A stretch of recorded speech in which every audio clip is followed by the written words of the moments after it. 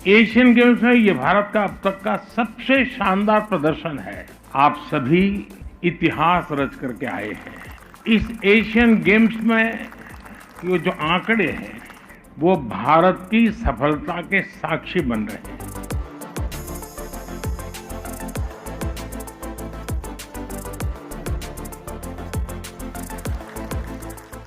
आप लोगों ने गोल्ड मेडल्स की जड़ी लगा दी।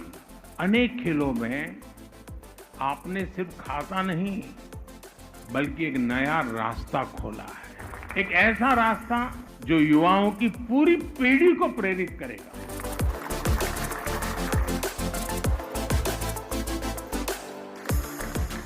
युवा भारत की नई सोच अब सिर्फ अच्छे प्रदर्शन में ही संतुष्ट नहीं हो रही, बल्कि उसे मेडल चाहिए, जीत चाहिए। नया भारत अंतिम परिणाम तक, अंतिम विजय की घोषणा होने तक अपना प्रयास छोड़ता नहीं है।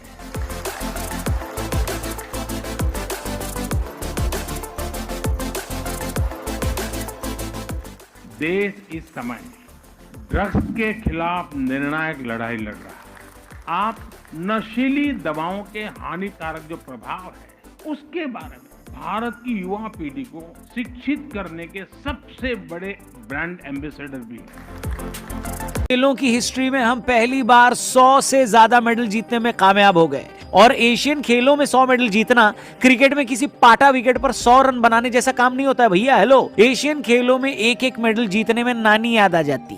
यकीन नहीं होता तो पाकिस्तानियों की नानी से पूछ लो, जिनको पूरे एशियन खेलों में 2 ही मेडल मिले।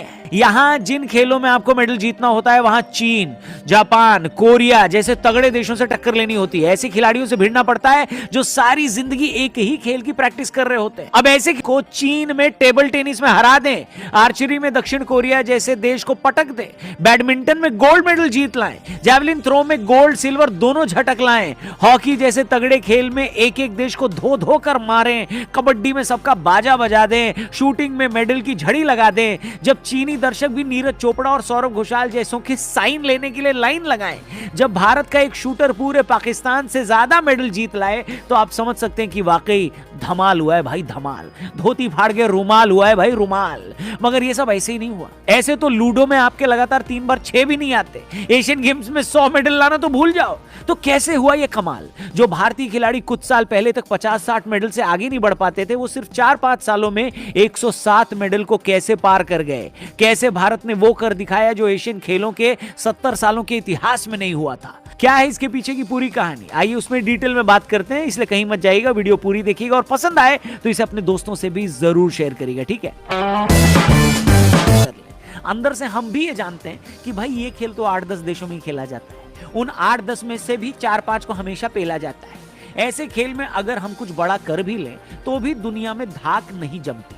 हम वर्ल्ड कप जीत कर भी खुद को वर्ल्ड चैंपियन कहने में नई बहू की तरह थोड़ा शर्माते हैं, थोड़ा सकुचाते हैं, क्योंकि हमारे कलेजे के अंदर हमको कहीं ना कहीं पता होता है कि भैया वर्ल्ड चैंपियन हम खुद को कह तो रहे हैं, मगर इस वर्ल्ड में क्रिकेट खेलते कितने लोग हैं। इसलिए क्रिकेट में मिली जीत की एक्साइटमेंट को हम अपने कलेजे में ही दफन कर लेते हैं। बट जब कोई नीरज चोपड़ा ओलंपिक में गोल्ड जीतता है, फिर वर्ल्ड चैंपियन बनता है, फिर एशियन चैंपियन बनता है, जब कोई पीवी सिंधु 2-2 ओलंपिक मेडल जीतती है, तो हम क्या, पूरी दुनिया जान जाती है कि इंडिया के खिलाड़ियों ने कुछ किया है। ओलंपिक में आया एक एक मेडल क्रिकेट में मिलने वाली 1,500 फालतू की बायलैटरल सीरीज की जीत से भी बड़ा लगता है। इसलिए आज जब हमारा भारत देश एशियन गेम्स जैसे बड़े इवेंट में 1, 2 या 10, 20 नहीं, पूरे 107 मेडल जीत कर लाया है, तो खुशी और जानवी कलेजा फाड़ फाड़ कर बाहर आ रही है।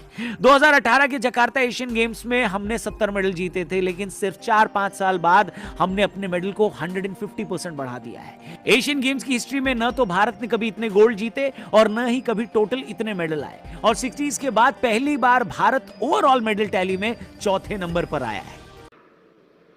साथियों, मेरे शब्द लिख के रखिए, भारत अब रुकने वाला नहीं है।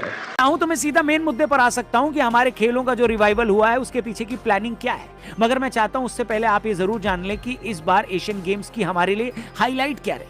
क्यों इन गेम्स को हम इंडियन हिस्ट्री का सबसे सक्सेसफुल स्पोर्टिंग इवेंट बता रहे हैं और कौन कौन से हमारे खिलाड़ी ऐसे हैं जिनका नाम भारत ही नहीं अब पूरी दुनिया जान चुकी। मगर इससे पहले कि मैं उस बारे